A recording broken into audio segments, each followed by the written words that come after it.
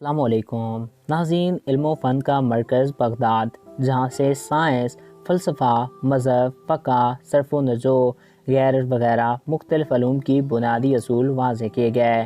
Baghdad جو اہل اسلام کا مضبوط قلعہ سمجھا جاتا تھا، اس دور میں اپنی طاقت کھو بیٹھا تھا۔ اس کی علم و فکری بنیادی یہ بیسی کے باعث مخدوش ہو رہی تھیں، اور مفاد پرست اور نام نہاد درشوں نے عوام کو لایعنی بحثوں اور مناظروں میں مشغول کر رکھا تھا۔ دوسری جانب چنگیز خان اپنی فوج کے نڈلدل لشکر سمیت چین کے علاقے سمرسائی اور سنگچیانگ کو اپنی سلطنت میں شامل کر لینے کے بعد سلطنت خوارزم کی طرف بڑھتا جا رہا تھا۔ سلطنت خوارزم اور بغداد میں آپس کی باہمی رنجشیں موجود تھیں، لیکن اہل دانش و اہل فہم یہ چاہتے تھے کہ چنگیز خان کو یہ بار کروا دیا جائے کہ مسلمان اپنی باہمی رنجشوں کے باوجود متحد ہیں، اور اس کے خوارزم پر حملے کی صورت میں حکومت بغداد خوارزم شاہ کا ساتھ دے گی، لیکن ایسا نہ ہو سکا۔ چنگیز خان نے مقابلے کی تیاریاں کیں اور خوارزم شاہ کے خلاف حملے کے لیے آن موجود ہوا۔ منگول سپاہی شمال سے جنوب کی طرف ایک آندھی اور طوفان کی طرح بڑھتے چلے آ رہے تھے۔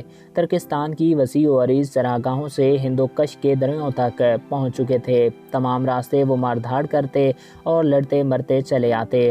جانوروں کی کھالوں میں ملبوس ایک افق سے دوسرے افق تک پھیلا ہوا خونخوار اور وحشیوں کا ایک بحران سمندر تھا۔ ان کے فولادی ہتھیاروں پر سورج کی کرنیں اس طرح پڑ رہی تھیں کہ ان کے نیزوں کی انیاں چمک اٹھتی تھیں اور آنکھوں کو خیر کر دیتی تھیں۔ ان کے گھوڑوں کی ٹاپوں کی گرد سے زمین کا سینہ دہل رہا تھا، اور شمال کی طرف آسمان گرد کے ایک طوفان میں لپٹا ہوا معلوم ہوتا تھا۔ لوگوں میں دہشت پھیل گئی۔ منگول آ رہے تھے، اپنے جلوس میں قیامتیں سمیٹے ہوئے۔ خوارزم ترکستان کا ایک اہم خطہ جس کا اہم شہر خیوا ہے۔ یہ دریائے جیجوں کے غربی کنارے پر بحیرہ قارین سے 140 میل جنوب میں، مروہ سے 280 میل شمال اور بحیرہ حس سے تقریباً 400 میل مشرق میں ہے۔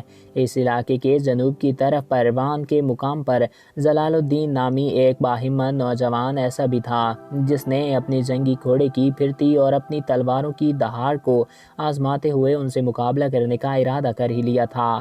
چنگیز خان 700 سال قبل کا یہ جنگجو، جس نے قتال اعظم، قہر خدا، جنگجو کامل کے لقب پائے، جس کے بارے میں مورخین کا خیال ہے کہ جب وہ اپنے لشکر کے ساتھ کوچ کرتا تو اس کا سفر میلوں نہیں، ارض البلد اور طول البلد کے پیمانوں پر ہوتا۔ اس کے راستے میں جو شہر آتے اکثر حرف غلظ کی طرح مٹ جاتے، دریاؤں کے رخ بدل جاتے، صحرا کے صحرا سرمیاں اور لبے مرگ پناہ گزیوں سے بھر جاتے۔ اس کے گزر جانے کے بعد ان علاقوں میں جو کبھی آباد ہوا کرتے تھے، بھیڑیوں اور گرسوں یعنی کہ گدھوں کے سوا کوئی زندہ مخلوق نہ ہوتی۔ چنگیز خان اپنی فوج کی قیادت کر رہا تھا۔ اس کے چاروں طرف اس کے ذاتی محافظ دستے کے سپاہی تھے جو بیشتر جنگجو اور جنگوں میں زور آزمائی کر چکے تھے۔ وہ اپنے سیاہ رنگ کے گھوڑے کی پیٹھ پر سوار تھا۔ یہ وہ گھوڑا تھا جس کا سلسلہ نسل اس اعلیٰ ترین گھوڑے سے جا ملتا ہے جس نے چین کی عظیم فیصل کو طے کیا تھا۔ اس وقت سے چنگیز خان کن کن ادوار سے نہیں گزرا تھا۔ 13 برس کی عمر میں جب اس نے سیاہ گھوڑوں کی ایک چھوٹی سی فوج کی کمان ہاتھ میں لی، اس وقت سے آج تک جبکہ اس کے سرخ مائل کھیتی بالوں میں سفیدی جھلک آئی تھی، اس کی چھوٹی نیلی آنکھوں نے خون کے سمندر بہتے دیکھے تھے، اور اس نے تیہ کر لیا تھا کہ اپنی موت سے پہلے وہ پوری دنیا کو فتح کر لے گا۔ اس وقت بھی یوریشیائی ممالک کا 3/4 علاقہ اس کے زیر نگی تھا۔ صرف یورپ اور مشرقی وسطی کی حکومتیں اس کی سلطنت سے باہر تھیں۔ چنگیز خان آگے بڑھ رہا تھا کہ اس کی نظر ایک شہر کی دیوار پر پڑی۔ اس نے اپنے گھوڑوں کی باکسیں کھینچ لیں اور جلکت اس کی گھڑا سوار فوج نے اپنے اپنے گھوڑے روک لیے۔ اس کے ساتھ ہی زمین کی گرد آہستہ بیٹھنا شروع ہو گیا، اور اس چٹی ہوئی گرد کے دھندلے میں اس کے سپاہیوں نے اس شہر کو دیکھا۔ چنگیز خان نے کہا، یہ چند دنوں میں تباہ کر دیا جائے گا۔ پہلے اس کو نظر آتش کیا جائے گا، اس کے بعد پورے شہر کے مسمار شدہ ملبے پر اس طرح ہل چلا دیے جائیں گے کہ اس کا نام و نشان تک باقی نہ رہے، اور پھر یہاں ہری بھری گھاس اگے گی اور یہ علاقہ خدا کی پیدا کی ہوئی زمین کی طرح ہو جائے گا۔ یہ شہر جو کسانوں اور تاجروں نے اپنے لیے آباد کر لیے، یہ دم گھونٹ دینے والے شہر، خدا نے دنیا کو ہری بھری گھاس کے لیے پیدا کیا تھا، وہ گھاس جو ہمارے گھوڑوں اور مویشیوں کی خوراک بن سکتی، جب میں اس علاقے کو عبور کر لوں گا تو یہ شہر ایک بار پھر ایک چراگاہ میں تبدیل ہو جائے گا۔ دوسری جانب جلال الدین کو چنگیز خان کے لشکر پہنچنے کی اطلاع مل چکی تھی۔ وہ براہ راست گفشدیدہ کے لیے چنگیز خان کی طرف ہاتھ میں صلح کا پرچم لے کر روانہ ہوا۔ چنگیز خان کی فوج کے ایک افسر نے شہر کی طرف اشارہ کیا۔ ادھر سے 3 اکشاس عارضی صلح کا سفید پرچم اٹھائے بڑھتی آ رہی تھیں۔ چنگیز خان مسکرایا، تو ان لوگوں سے لڑنا بھی نہیں پڑے گا، وہ تو پہلے سے ہی ہتھیار ڈالنے پر تیار معلوم ہوتے ہیں۔ تینوں سوار اس وحشی لشکر کی طرف بڑھ رہے تھے۔ اچانک اس میں سے ایک سوار نے گھوڑے کا رخ موڑ لیا اور وہ تیزی سے واپس شہر کی طرف چل دیا۔ منگولوں میں ایک سنسنی دوڑ گئی۔ باقی دونوں آدمی اپنا پرچم اٹھائے بڑھ رہے تھے۔ آخر وہ بالکل سامنے آ گئے اور چنگیز خان کی فوج سے ایک کمان کے فاصلے پر رک گئے۔ منگول سردار اپنے محافظ دستے اور 5 ترجمانوں کے ساتھ آگے بڑھا اور اس نے ان دونوں کا خیر مقدم کیا۔ ان دونوں میں سے ایک شخص ایرانی فوج کا ایک معمولی سپاہی تھا۔ چنگیز خان نے آنکھ کے اشارے سے اسے رخصت دیتے ہوئے اپنی توجہ دوسرے آدمی کی طرف مبذول کی۔ یہ شخص ایک جانباز نوجوان تھا جس کی شخصیت نہایت مسحور کن تھی۔ وہ عربی لباس میں ملبوس تھا۔ اس کی لمبی اور سوناک اور لمبی مونچھوں نے اس کو اور زیادہ رعب بنا دیا۔ وہ سفید رنگ کے ایک خوبصورت تازی گھوڑے پر سوار تھا۔ چنگیز خان نے اسے سوال کیا، تم نے اپنے ساتھیوں کی موت کا فیصلہ کر کے کچھ اچھا نہیں کیا، کیا تم جانتے ہو میں کون ہوں؟ چنگیز خان نے پھر پوچھا، کیوں نہیں؟ چنگیز خان سے کون واقف نہیں، اور میرا نام جلال الدین ہے، میں سلطان خوارزم کی فوج کا سپہ سالار ہوں۔ جلال الدین نے اپنا تعارف کراتے ہوئے دریافت کیا، آپ کا میرے شہر کے باہر میں کیا ارادہ ہے؟ چنگیز خان نے اپنا پسندیدہ جملہ دہرایا، اے ترک سردار، کیا تم نہیں جانتے کہ آسمان پر صرف ایک سورج، کائنات میں صرف ایک خدا اور دھرتی پر صرف ایک خان ہے، یعنی میں تموجن، جو سرائے گوبی کا بیٹا ہے، جو منگولوں کا سردار اور نصف سے زائد دنیا کا مالک ہے۔ اگر تم یہ حقائق تسلیم کر لیتے ہو تو میرے وفادار بن کر رہو، میں تمہاری جان بخشی کروں گا، لیکن اگر تمہارے لوگوں نے ذرا بھی مزاحمت، نافرمانی یا حکم عدلی کی کوشش کی تو میں تم سب کو تہس نہس کر دوں گا اور تمہاری ہڈیاں تک ریزہ ریزہ ہو کر خاک میں مل جائیں گی۔ جلال الدین نے ایک حقارت آمیز نگاہ چنگیز خان پر ڈالی، کہا، اے لشکر زریں کے سپہ سالار، ہم اللہ کے سپاہی ہیں۔ اللہ کے سامنے سربجود ہونے کے بعد ہمارا سر تو کٹ سکتا ہے، جھک نہیں سکتا، اور تم ہم جیسے لوگوں کو صرف 2 راستے بتا رہے ہو، یعنی غلامی یا موت۔ چنگیز خان بولا، وہ بھی اس شرط پہ کہ تم بغیر لڑے ہمیں اپنا علاقہ حوالے ہمارے کر دو، لیکن اگر تم نے 1 دن کی دیر کی تو تمہاری فوج کے تمام سردار اور افسران مار دیے جائیں گے۔ اگر 2 دن کی دیر ہوئی تو پوری فوج ختم کر دی جائے گی، اور اگر 3 روز تک ہتھیار نہ ڈالے گئے تو تمام عورتیں بچے دفن کر دیے جائیں گے، اور اگر مزاحمت میں 4 دن لگ گئے تو تمہارے شہر کی اینٹ سے اینٹ بجا دی جائے گی اور یہاں رہنے والے جاندار مخلوق کو موت کے گھاٹ اتار دیا جائے گا، حتیٰ کہ کیڑے مکوڑے بھی زندہ نہیں رہیں گے، اور اس کے بعد چلچلاتی ہوئی دھوپ میں تم سب کی کھوپڑیوں کا مینار بنایا جائے گا تاکہ ہر شخص دیکھ سکے کہ چنگیز خان کے مخالفوں کا کیا حشر ہوتا ہے۔ جلال الدین نے بہت افسردگی سے جواب دیا، میں یہ سب پہلے بھی جانتا ہوں، لیکن میں تمہاری زبان سے سننا چاہتا تھا۔ خوب، تو کیا تم ہتھیار ڈال رہے ہو؟ چنگیز خان پر امید آواز میں بولا۔ اس ایرانی السنس ترک سردار کی بے خوفی اور بہادری نے اس کی امیدوں کو خاک میں ملا دیا۔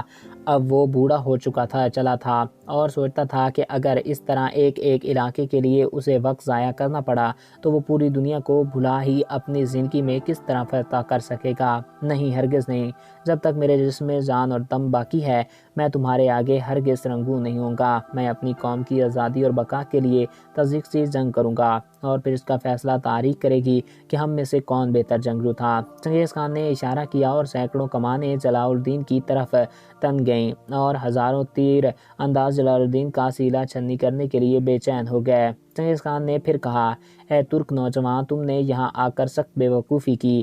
اب ہمارے لیے تمہیں یہاں تنہائی میں مار کر تمہاری فوج کو سردار سے محروم کر دینا نہایت آسان ہوگا۔ تم نے یہ کیسے سوچ لیا کہ ہم تمہیں جنگ کا موقع دیں گے؟ جلال الدین نے اسی بارب آواز میں جواب دیا، کیونکہ میں جانتا تھا کہ میں صلح کا پرچم ہاتھ میں لے کر جا رہا ہوں، اور بحیثیت ایک جنگجو تم یہ تو جانتے ہی ہو کہ صلح کا پیغام لانے والوں کو قتل نہیں کیا جاتا۔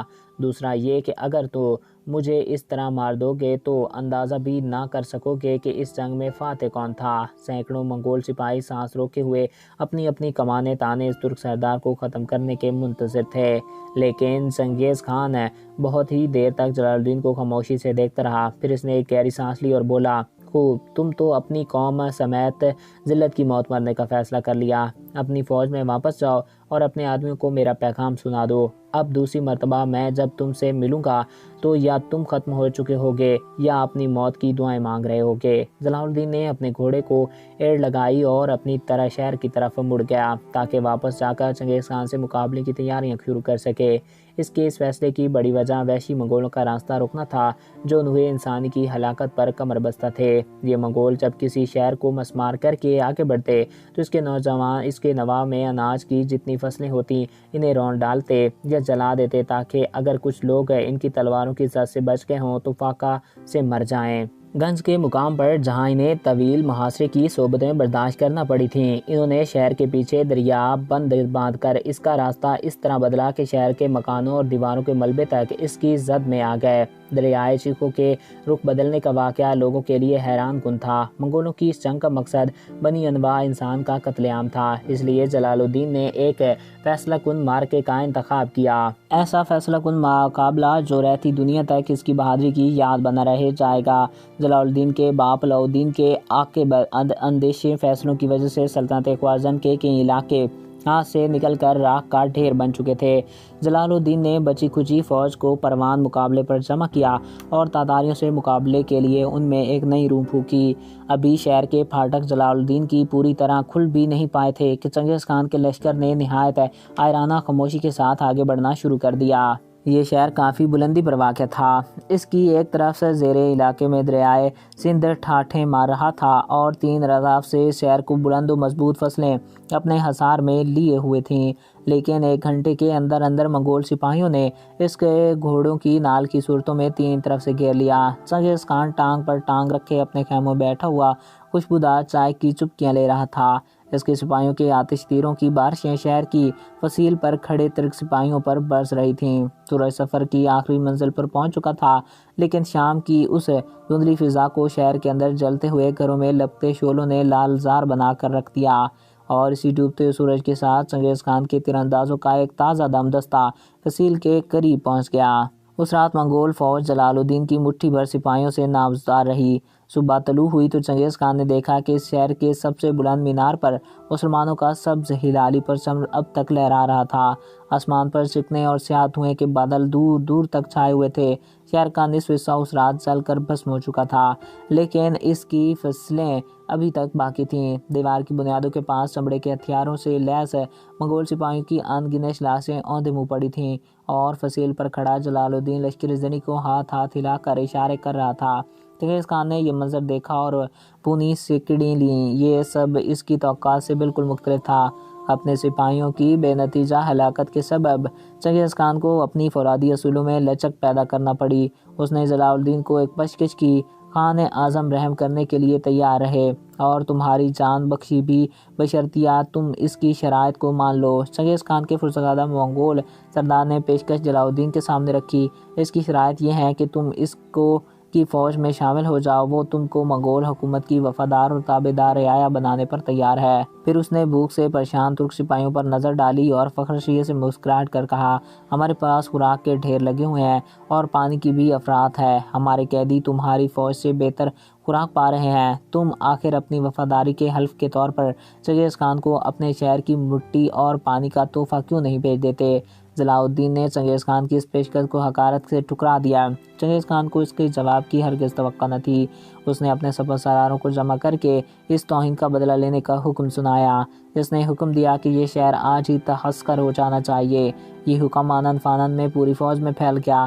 یہ وہ حکم تھا جو ٹالا نہیں جا سکتا تھا۔ چنگیز خان کی فوج کا ہر سپاہی انتقامی کا بدلہ لینے کے لیے پاگل ہو رہا تھا۔ یہ آخری فیصلہ کن معرکہ تھا۔ چنگھاڑتے ہوئے منگول سپاہی پے در پے فصیلوں پر حملہ آور ہو رہے تھے۔ ہلاکت کے اس تیروں کی باڑیں انہیں چھید رہی تھیں اور فصیل کے نیچے میدان میں منگولوں کے کشتوں کے پشتے لگے ہوئے تھے۔ جلال الدین کے سپاہی اپنی ترکشوں کو خالی کر دیا اور پھر جب ان کے پاس ایک تیر بھی باقی نہیں رہا تو وہ فصیل پر کھڑے انتظار کر رہے تھے۔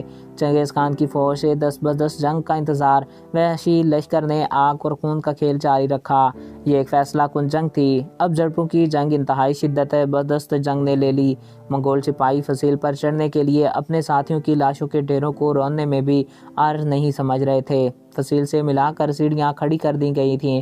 جان پر کھیلنے جانے والے ترک سپاہیوں نے ان سیڑھیوں کو اپنے نیزوں سے نیچے گرانا شروع کر دیا، لیکن ابھی یہ سیڑھیاں چیختے ہوئے سپاہیوں کو لے کر پتھریلی زمین پر گر بھی نہیں پائی تھیں کہ اس کی جگہ دوسری سیڑھیوں نے لے لی اور اوپر چڑھتے ہوئے سپاہیوں پر ترک فوج ابلتے ہوئے تیل انڈیل دیا گیا۔ چنگیز خان کی فوج کے سپاہی کرب سے چینخ اٹھے، کیونکہ اس ابلتے ہوئے تیل سے ان کے بال اور کپڑے جل اٹھے تھے اور اسی تکلیف کی شدت سے ان کے ہاتھوں سے سیڑھیاں بھی چھوٹ گئیں۔ آخرکار ایک زخمی منگول سپاہی بچ نکلا اور اس نے اپنی گنتی کے چند ساتھیوں کے ساتھ دوبارہ قدم جمانے کی کوششیں کیں اور اس طرح منگول فصیل پر چڑھ کر اس شہر کی ہر متحرک شے کو نشانہ بنانے میں کامیاب ہو گئے۔ کچھ منگولوں نے فصیل سے اتر کر صدر دروازہ کھول دیا اور سپاہیوں کا جمع غفیر شہر میں امڑنے لگا، لیکن جوشیلے ترک سپاہیوں نے ان کا قلعہ قلمہ کر دیا۔ منگولوں کا ایک اور دستہ صدر دروازے کے جلتے ہوئے مینار تک پہنچ گیا۔ دفاع کرنے والے مسلمان ترک ابھی تک لڑ رہے تھے، لیکن اب وحشی منگولوں کا پلہ بھاری ہوتا جا رہا تھا اور ہزاروں منگول سپاہی چونٹیوں کے سیلاب کی طرح شہر میں داخل ہونا شروع ہو گئے۔ چنگیز خان نے جلال الدین کا سر لانے والوں کے لیے ایک اعلیٰ عہدے کی پیشکش کی تھی۔ جلال الدین نے ہر قدم پر اس وحشی لشکر کا بے جگری سے مقابلہ کیا۔ چنگیز خان کی فوج اس کو اور اس کے محافظ دستے کو ایک علاقے سے دوسرے علاقے میں دھکیلتی چلی جا رہی تھی۔ جلال الدین بری طرح زخمی ہو چکا تھا اور اس کے ساتھیوں میں سے بھی بہت سب کچھ ختم ہو چکے تھے، تاہم وہ لڑتا رہا۔ آخر لڑتے لڑتے وہ ایک تنگ سے زینے میں پہنچ گیا، جہاں چنگیز خان سپاہی نے اسے نرغے میں لے لیا۔ زینے کے اوپر چڑھا اور جلال الدین تنہا لڑ رہا تھا۔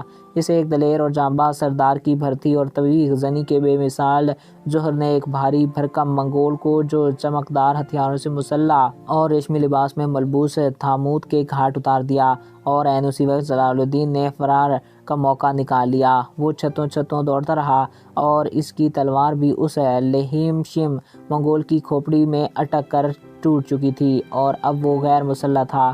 دھوئیں کے مرغولوں نے چھتوں کو اپنی لپیٹ میں لے لیا تھا۔ جلال الدین نے ایک مردہ سپاہی کے پاس سے تیر کمان اٹھا کر حملہ آوروں کو تیروں سے روکنے کی کوششیں کیں۔ ایک چھت کے کنارے پر کھڑے ہو کر جلال الدین نے نیچے نظر ڈالی۔ 2 منزلہ نیچے زمین کرب و اذیت سے تڑپتے ہوئے ان مسلمانوں سے بھری پڑی تھی، جن کو منگول وحشیوں نے گھروں سے کھینچ کر نکالا تھا اور گلی میں لا کر بے دردی سے ذبح کر دیا گیا تھا۔ ایک منگول افسر عین اس کے نیچے سے ایک سفید گھوڑے پر سوار گزرا تھا۔ اسے اپنے گھوڑے کو پہچاننے میں دیر نہیں لگی۔ جلال الدین نے ایک مردہ منگول کی تلوار گھسیٹی اور ایک نعرہ مارا اور 2 منزلہ عمارت سے اوپر کود پڑا۔ اس کا اندازہ اتنا صحیح تھا کہ وہ تلوار سے منگول سر اکاٹ کر اسے دھکیلتا ہوا خود اپنے گھوڑے پر سوار ہو گیا۔ منگول سپاہی یہ سمجھے بغیر کہ اس کے اس چیز کی زر لگی ختم ہو چکا تھا۔ اس کا سر گھوڑے کے ایک طرف لٹک گیا اور جسم دوسری طرف۔ جلال الدین نے گھوڑے کو ایڑ لگائی اور اس کی گردن پر آہستہ تھپکی دی۔ وحشت زدہ گھوڑا اپنے پچھلے پیروں پر کھڑا ہو گیا۔ جلال الدین نے مضبوطی سے گھوڑے کی باگیں تھام رکھی تھیں، پھر اس نے دائیں بائیں انسانوں کے ہجوم کو اپنی شمشیر زبردار کے جوہر دکھائے اور آگے بڑھتا گیا۔ تربیت یافتہ اور وفادار گھوڑے کو اپنی آقا کی پنڈلیوں کا دباؤ اور اشارہ اچھی طرح معلوم تھا، چنانچہ وہ اس تنگ گلی میں پوری قوت سے دوڑنے لگا۔ منگول سپاہیوں نے ادھر ادھر بکھرنا شروع کر دیا۔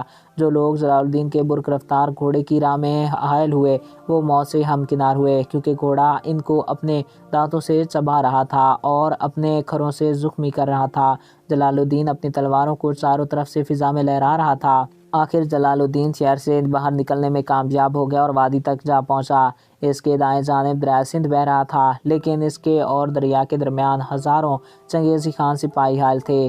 جلال الدین نے اپنی خون انگیز شمشیر فضا میں بلند کی اور نعرہ تکبیر لگاتے ہوئے وحشی لشکر پر جھپٹ پڑا۔ چنگیز خان چنگھاڑ، اس شخص کو روکو! سپاہیوں کا ایک ٹڈی دل گروہ جلال الدین کا سر قلم کرنے کے لیے لپکا۔ جلال الدین نے پوری قوت اور جوش سے اپنی تلوار سے حملہ کیا اور وہ اپنا سر بلند کیے نعرہ تکبیر بلند کر کے آگے بڑھتا رہا۔ یہ حقیقت ہے کہ جلال الدین پوری چنگیز خان کی فوج کے مقابلے میں آنے والا سب سے زیادہ دلیر جنگجو سپاہی تھا۔ اس کا گھوڑا جب چنگیز خان کی فوج میں گھسا تو ایک افراتفری کا عالم تھا، لیکن جلال الدین انسانوں کے اس قول کو چیرتا ہوا نرگے سے نکل جانے میں کامیاب ہو گیا۔ اس کا گھوڑا لہو لہان ہو چکا تھا، اس کا جسم تیروں سے چھلی ہو چکا تھا۔ وہ چند لمحوں کا مہمان تھا، لیکن وفادار گھوڑے نے اپنے آقا کو اس کی منزل تک پہنچا کر ہی دم لیا، اور آخر جلال الدین دریائے سندھ کے کنارے ایک چھوٹی سی چٹان پر پہنچ گیا۔ اس کے کپڑے تار تار ہو چکے تھے اور اس کا بدن اپنے خون سے تربتر تھا۔ 7 فٹ نیچے دریائے سندھ بہ رہا تھا۔ اس نے آخری بار اپنی تلوار گھمائی اور اپنے زخمی گھوڑے سمیت دریا میں کود پڑا۔ دیکھنے والوں کے منہ سے بے اختیار چیخیں نکل گئیں۔ اس شخص کا زندہ بچ جانا ممکن ہی نہ تھا، اس کی تو ہڈیاں بھی زیر زارزہ ہو جائیں گی۔ یہ منظر دیکھنے کے لیے چنگیز خان اپنے گھوڑے پر سوار چٹان تک آیا، پھر 7 فٹ نیچے دریائے سندھ میں انسانی سر کو پانی میں ڈوبتے اور ابھرتے دیکھا۔ تھوڑی دیر وہ خاموشی سے جلال الدین خوارزم شاہ کو دیکھتا رہا، پھر نگہداشت باز ہو کر کہا، وہ باپ خوش قسمت ہے جس کا بیٹا اتنا بہادر ہو۔ پوتے نے کہا، خان اعظم، ہم اس کے پیچھے دریا کے پار تک جائیں گے۔ وہ اتنا زخمی ہے کہ دریا پار کر کے زیادہ پیدل نہیں چل سکتا، اس لیے ہم اس پر آسانی سے قابو پا لیں گے اور آپ کے قدموں میں ڈالیں گے۔ چنگیز خان اس تیرتے ہوئے انسان کو بغور دیکھتا رہا اور کچھ توقف کے بعد بولا، نہیں میرے پوتے، اسے جانے دو۔ اس کا نوجوان پوتا اس بات پر سخت حیران ہوا۔ بوڑھے خان اعظم نے پلٹ کر اس جلتے ہوئے شہر پر ایک نظر ڈالی جس کا سردار بھی دریائے سندھ میں ڈبکیاں لگا رہا تھا، لیکن وہ اس وقت جذبات و احساسات سے بالکل عاری تھا۔ نہ اسے فتح نصرت کی خوشی تھی اور نہ اپنے غمین پر غصہ۔ اس کا ذہن اس وقت صرف یہ سوچ رہا تھا کہ کیا واقعی وہ پوری دنیا کو اپنی زندگی میں فتح کر سکے گا۔ اس کے بعد اس نے سرگوشی میں کہا، سرائے گوبی کے ایک نوجوان سپاہی کی حیثیت سے لے کر آج تک ان جہاں دیدہ آنکھوں نے کچھ نہیں دیکھا، لیکن آج اپنے مرنے سے قبل مجھے اس بات کا اطمینان ضرور ہو گیا ہے کہ کم از کم ایک شخص میرے بعد بھی ایسا زندہ رہے گا جس کی بہادری اور شجاعت کا دنیا لوہا مانے گی۔ خدایا معلوم ہے یہ سرگوشی اس نے اپنے پوتے کی تھی یا خود اپنے آپ سے۔ جلال الدین دریائے سندھ عبور کر کے مختلف مناظر طے کرتا ہوا ہندوستان پہنچا۔ چنگیز خان کو اس کی فوج جلال الدین کے تعاقب میں تھی۔ جلال الدین کو پناہ دینے کا مطلب چنگیز خان کے خونی لشکر کو دعوت دینا تھا، جو دیکھتے ہی دیکھتے سب کچھ برباد کر کے رکھ دیتے۔ ہندوستان کے بادشاہ سلطان ناصر الدین تحمس نے اس سے ہر ممکن مدعوت کا دعویٰ کیا، لیکن وہ ہندوستان میں جلال الدین کے قیام پر راضی نہ ہوا۔ یہاں سے جلال الدین اپنے چند ساتھیوں کے ہمراہ وہاں روانہ ہوا۔ اس کے ساتھ یہ ساتھی لوگوں کو چنگیز خان کی آفت سے خبردار کرتے مسلسل بڑھتی چلی جا رہی تھی، اور اس طرح انہوں نے لوگوں کو منظم کر کے ایک لشکر کی تیاریاں کر لیں۔ اس کے ساتھ ہی اس نے بغداد سے امداد چاہی، جسے وہاں کے حکمرانوں نے نام نہاد دانشوں اور علماء کی فتنہ پر سازشوں کی وجہ سے رد کر دیا۔ بغداد سے مدد کے انکار پر جلال الدین ہمت ہار گیا، اس کا تمام جوش اور ولولہ ختم ہو گیا اور وہ ہر طرف سے نا امید ہو گیا، اور اس نے اپنے لیے گوشہ تنہائی کو منتخب کر لیا۔ اسلامی تاریخ میں جلال الدین کا کردار ایک بہادر، حوصلہ مند اور جریح سپاہی کی حیثیت سے موجود ہے، لیکن اس ناکامی کی وجہ سے خود اس کی اپنی قوم کا نفاق یا ترکہ بندی تھی۔ کسی بھی قوم کی ترقی اور بہبود کا راز ہے اس کی اجتماعی میں پھاپیاں، جو کہ قومیں ہر لحاظ سے اور ہر آن اجتماع کو فوقیت دیتی ہیں، وہیں قومیں عروج پاتی ہیں۔ دوسری صورت میں کوئی معمولی سی طاقت بھی انہیں تنکوں کی طرح بکھیر کر رکھ سکتی ہے۔ مسلمان جب بھی زوال سے دوچار ہوئے، ان کی بنیادی وجہ اللہ کے اس حکم کی خلاف ورزی نظر آتی ہے کہ اللہ کی رسی کو مضبوطی سے پکڑ لو اور آپس میں تفرقہ نہ ڈالو۔ فرقہ بازی کی صورتوں میں مخلص، بہادر اور جانباز لوگوں کی کوششیں بھی مردہ ضمیروں میں زندگی کو رمق پیدا نہیں کر سکتی۔ تو ناظرین، میں امید کرتا ہوں آپ کو ہمارا یہ ویڈیو پسند آیا ہوگا اور معلومات میں اضافہ